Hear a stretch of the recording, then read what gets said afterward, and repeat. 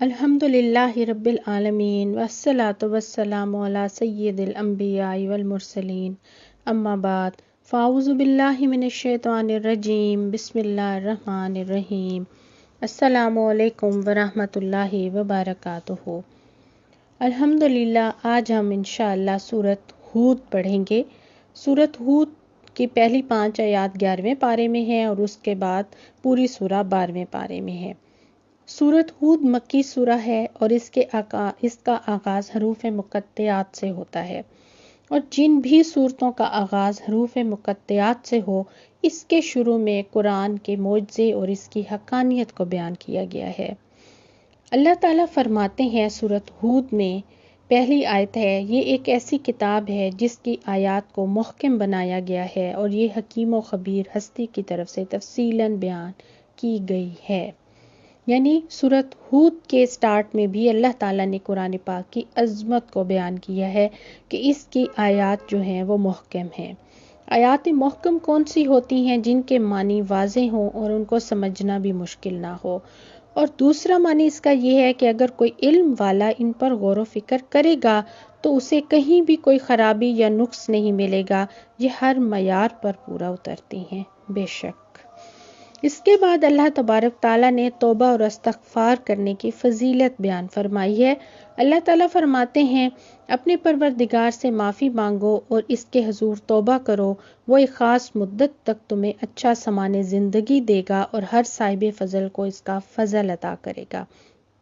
اس آیت میں اللہ تعالیٰ نے توبہ اور استغفار کی فضیلت بیان کی ہے کہ اپنے گناہوں کی بخشش اللہ تعالیٰ سے مانگتے رہیں، اللہ تعالیٰ یقیناً گناہوں کو معاف کر دے گا انشاءاللہ، اور وہ اسے متاع حسن سے نوازے گا۔ اب متاع حسن کیا ہے؟ پاکیزہ اور حلال رزق، اس رزق میں برکت ہو، قلبی سکون ہو اور سکھ چین والی زندگی۔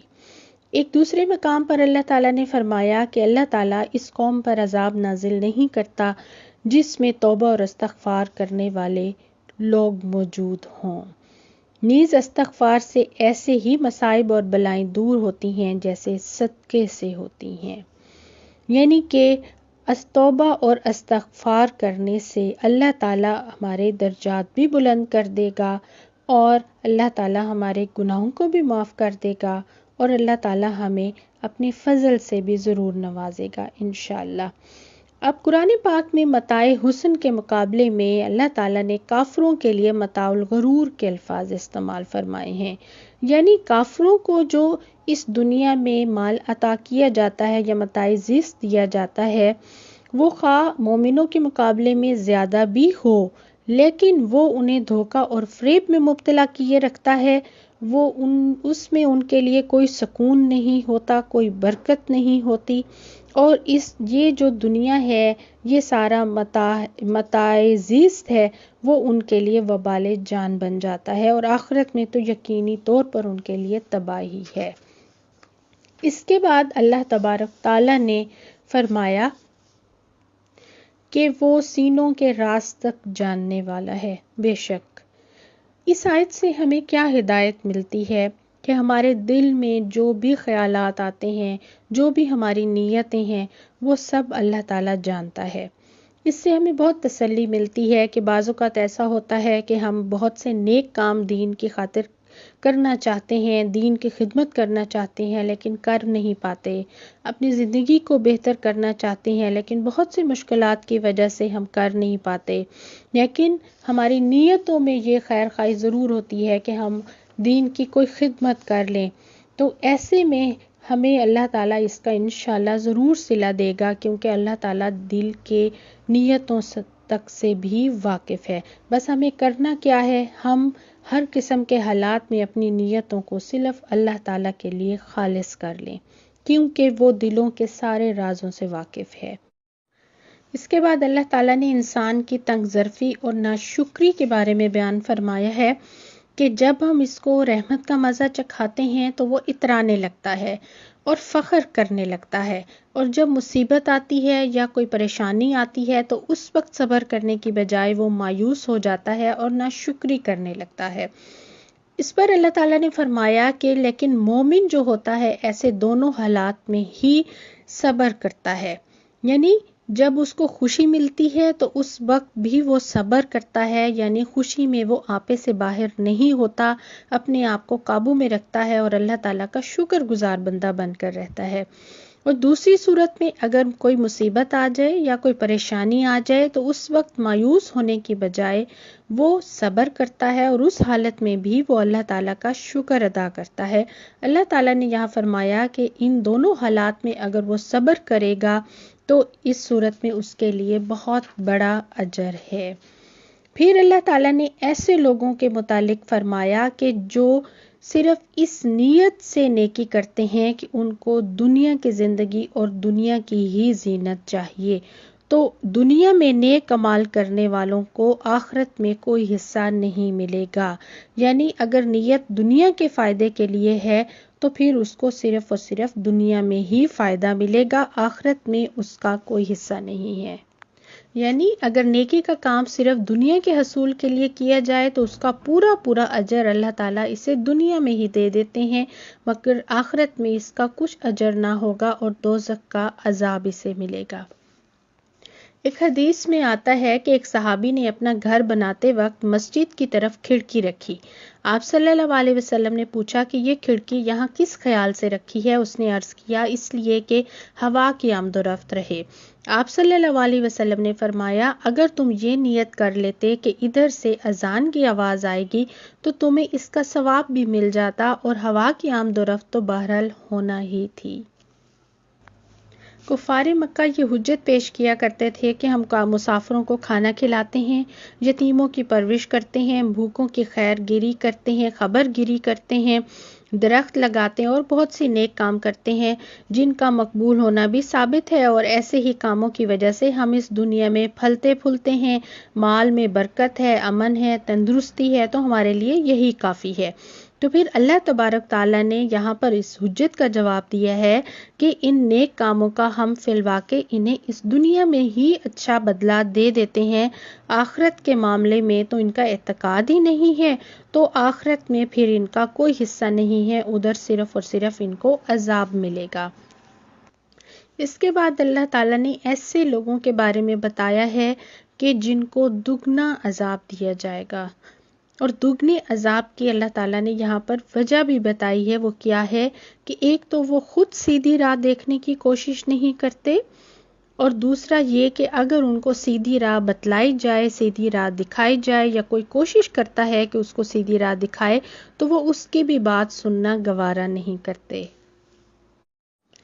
اس کے بعد اللہ تعالیٰ نے انبیاء کرام کے قصے بیان فرمائے ہیں، اور یہ قصے جو ہیں یہ بے مقصد بیان نہیں ہوئے، بلکہ اس میں بہت بڑے اسباق ہیں ہمارے لیے۔ اس میں اللہ تعالیٰ نے ایک تو نبی پاک صلی اللہ علیہ وآلہ وسلم کے دل کو مضبوط کرنے کے لیے، اور دوسرا لوگوں کی عبرت اور نصیحت کے لیے ان کو بیان فرمایا ہے۔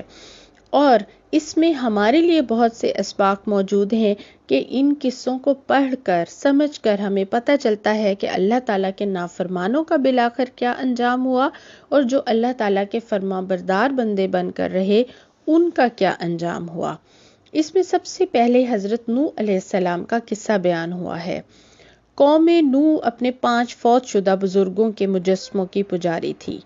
حضرت نوح علیہ السلام نے اپنی قوم کو اپنی طرف بلایا اور کہا میں تمہیں صاف صاف اور ڈرانے والا ہوں، تم اللہ کے سوا کسی کی عبادت نہ کرو، میں تمہارے بارے میں المناک دن کے عذاب سے ڈرتا ہوں۔ حضرت نوح علیہ السلام کی طرح تمام انبیاء کرام نے بھی اپنی قوم سے یہی کہا، کیونکہ تمام انبیاء کرام کا مقصد کیا تھا؟ ان کو اپنے لیے کچھ بھی نہیں چاہیے تھا، نہ پیسہ، نہ شہرت، اور نہ ہی دنیا میں کوئی اجر۔ ان کا صرف اور صرف مقصد کیا تھا؟ اپنی قوم کو اللہ کی طرف بلانا۔ اب جب حضرت نوح علیہ السلام نے اپنی قوم کو مختلف طریقوں سے سمجھانے کی کوشش کی، اور آپ نے اس کوشش میں دن رات ایک کر دیا، تو ان لوگوں نے کیا جواب دیا؟ ان لوگوں نے حضرت نوح علیہ السلام کو وہی جواب دیا جو کہ عموماً دلائل سے عاجز لوگ دیا کرتے ہیں۔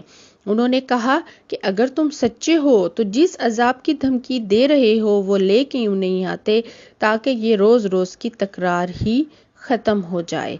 تو پھر اس پر حضرت نوح علیہ السلام نے ان کو کہا کہ عذاب کا لانا یا نہ لانا میرے قبضے اختیار میں نہیں ہے، یہ عذاب تو اللہ کی مشیت کے مطابق اپنے وقت پر ہی آئے گا۔ ہاں، میں تمہیں ضرور ڈرانے کے لیے آیا ہوں، کیونکہ جب عذاب آ گیا تو پھر تم بچ نہ سکو گے اور یہ سب باتیں بھول جاؤ گے۔ حضرت نوح علیہ السلام تقریباً 950 سال تک اپنی قوم کو سمجھاتے رہے، تبلیغ کرتے رہے، لیکن انہوں نے آپ کی بات نہ مانی۔ اب جب یہ صورتحال پیدا ہو گئی کہ وہ اپنے موقف سے بالکل بھی نہیں ہٹ رہے تھے اور انہوں نے حضرت نوح علیہ السلام کی بات پر وہ ایمان نہیں لے کے آئے، تو اللہ تعالیٰ نے پھر حضرت نوح علیہ السلام کو بذریعہ وہی حکم دیا کہ اب ہماری ہدایت کے مطابق ایک بہت بڑی کشتی بنانا شروع کرو، اور دیکھو جو لوگ اب تک ایمان نہیں لائے تو ان سب کو میں غرق کرنے والا ہوں۔ حضرت نوح علیہ السلام کی قوم نے جب ان کو ایک بڑی کشتی بناتے ہوئے دیکھا تو وہ مذاق کیا کرتے تھے اور وہ یہ کہا کرتے تھے کہ تم اتنی بڑی کشتی بنا رہے ہو تو اسے کیا خشکی پر چلاؤ گے؟ یہاں تو نہ نزدیک نہ کوئی دریا ہے جس پر تم اسے چلا سکو۔ انہوں نے اپنی قوم کو خبردار کر دیا کہ تم پر سیلاب کا عذاب آنے والا ہے۔ یہ بات سن کر بھی وہ ان پر مذاق کیا کرتے تھے۔ اس کے بعد آخر کار طوفان نوح کا آغاز ہوا، تو طوفان نوح آیا اور ساری کی ساری قوم جو تھی وہ تباہ ہو گئی۔ اور طوفان کی یہ صورتحال تھی کہ مسلسل 6 ماہ تک چشمے زمین سے پانی اگلتے رہے اور آسمان سے مسلسل بارش ہوتی رہی، استغفر اللہ، حتیٰ کہ ٹیلے اور پہاڑ سب کچھ اس پانی میں ڈوب گئے اور کشتی پانی کے ساتھ ساتھ اوپر اٹھ رہی تھی، اور جس طرح اللہ نے اسے چاہا وہ چلتی رہی۔ اب یہ کشتی جودی پہاڑ پر ٹک گئی تو حضرت نوح علیہ السلام کو بذریعہ وہی مطلع کیا گیا کہ اب پانی نہیں چڑھے گا بلکہ اترتا چلا جائے گا، لہٰذا کشتی سے سب سوار بخیر و عافیت اتر آؤ۔ پھر سب لوگ جو تھے جودی پہاڑ پر اترے اور آہستہ آہستہ زمین کے خشک ہونے پر زمین پر اتر آئے۔ یعنی بالآخر اچھا انجام اللہ سے ڈرنے والوں کا ہی ہوتا ہے، جیسا کہ حضرت نوح علیہ السلام کے ساتھیوں کا ہوا۔ بلکہ حق و باطل کا جو بھی معرکہ ہو، خواہ اس کا تعلق انبیاء کرام سے ہو یا نہ ہو، بالآخر غلبہ حق کو ہی حاصل ہوتا ہے، اور حق پرست ہی انجام کے لحاظ سے بہتر رہتے ہیں۔ اللہ تبارک تعالی ہمیں بھی حق کے راستے پر چلنے کی توفیق عطا فرمائے، آمین۔ اس کے بعد قوم عاد کا ذکر اللہ تعالیٰ نے کیا ہے۔ قوم عاد جو تھی وہ کھیتی باڑی سے بڑی دلچسپی رکھتی تھی اور زیادہ تر زراعت ہی ان کا ذریعہ معاش تھا۔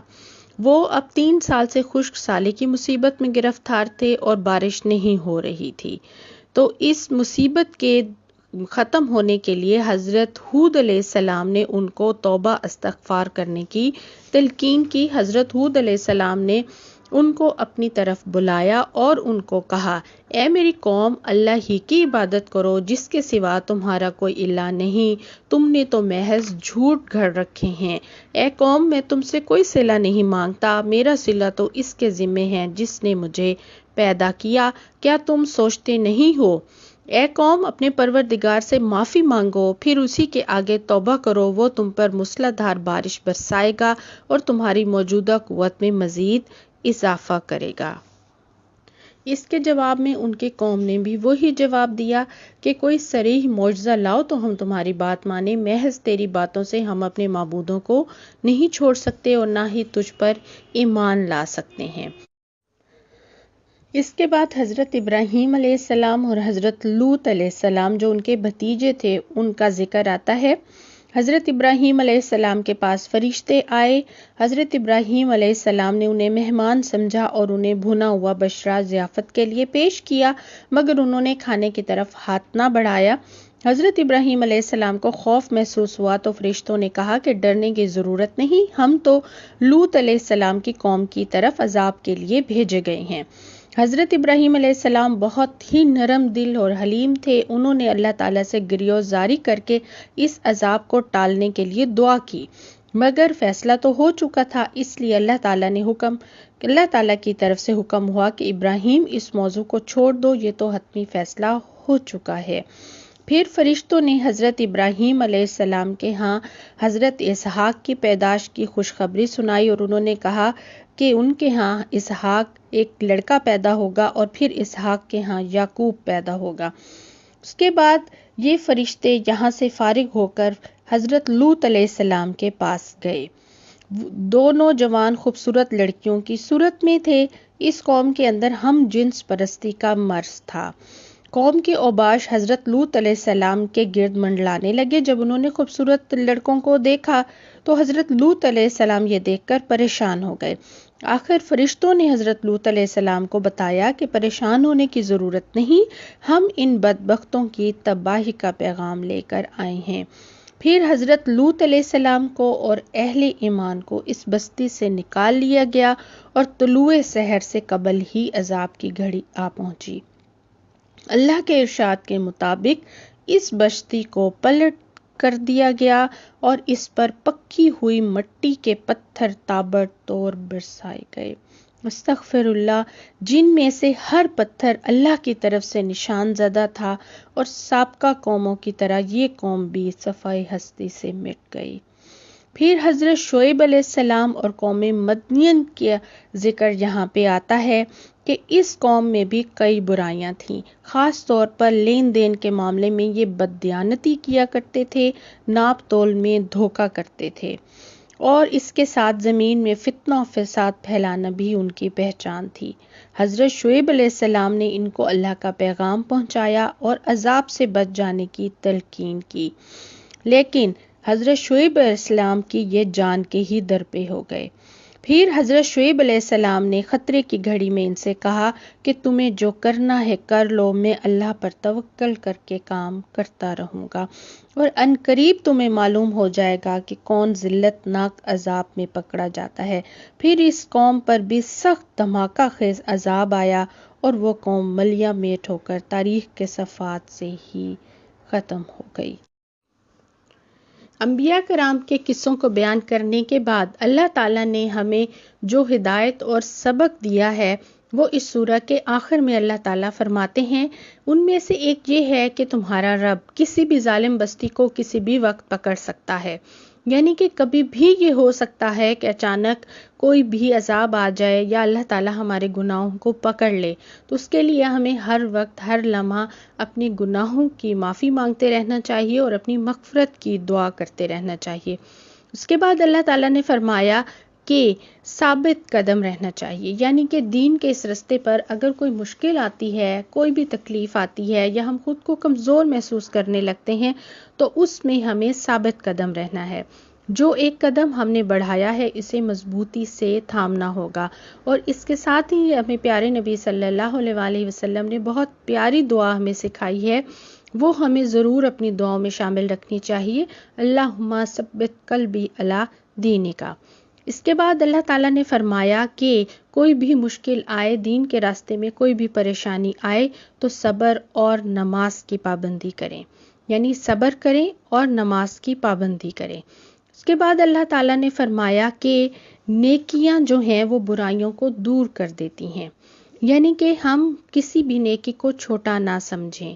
نیکی خواہ چھوٹی ہو یا بڑی ہو، ان کو اپنے لیے جمع کرتے جائیں، ان کو کرتے جائیں، کیونکہ اللہ تعالیٰ نے یہاں پر فرمایا ہے کہ یہی نیکیاں ہی ہمارے گناہوں کو اور ہماری برائیوں کو دور کر دیتی ہیں۔ اس کے بعد فرمایا کہ اللہ تعالیٰ کبھی بھی کسی بستی کو، کسی قوم کو تباہ نہیں کرتا تب تک جب تک اس میں کچھ لوگ دوسروں کی اصلاح کرتے رہیں، یعنی کہ ہر بستی میں، ہر علاقے میں کچھ لوگ ایسے ضرور ہونے چاہیے جو کہ خیر کو پھیلائیں، نیکی کا حکم کرتے رہیں اور برائی سے روکتے رہیں۔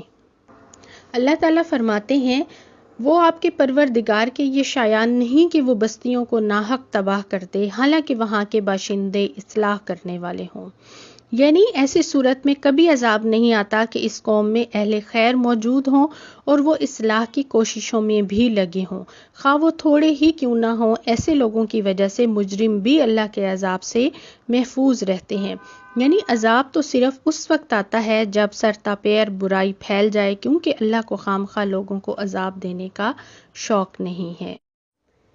یعنی ایسی صورت میں کبھی عذاب نہیں آتا کہ اس قوم میں اہل خیر بھی موجود ہوں اور وہ اصلاح کی کوششوں میں بھی لگے ہوں، خواہ وہ تھوڑے ہی ہوں۔ ایسے لوگوں کی وجہ سے مجرم بھی اللہ کے عذاب سے محفوظ رہتے ہیں۔ عذاب تو صرف اس وقت آتا ہے جب سر تا پاؤں برائی پھیل جائے، کیونکہ اللہ تعالیٰ کو خواہ لوگوں کو عذاب دینے کا شوق نہیں ہے۔ دعا کرتے ہیں کہ اللہ تعالیٰ ہم سب کو اپنے عذاب سے محفوظ رکھے اور اللہ تعالیٰ ہم سب کو اپنی برائیوں کو نیکیوں سے بدل کر اپنے نامہ اعمال کو بہتر کرنے کی توفیق عطا فرمائے اور نیکیوں میں بڑھ چڑھ کر حصہ لینے کی توفیق عطا فرمائے اور ان چند لوگوں میں شامل کر دے جو ہر وقت اصلاح کی کوشش میں لگے رہتے ہیں۔ آمین یا رب العالمین۔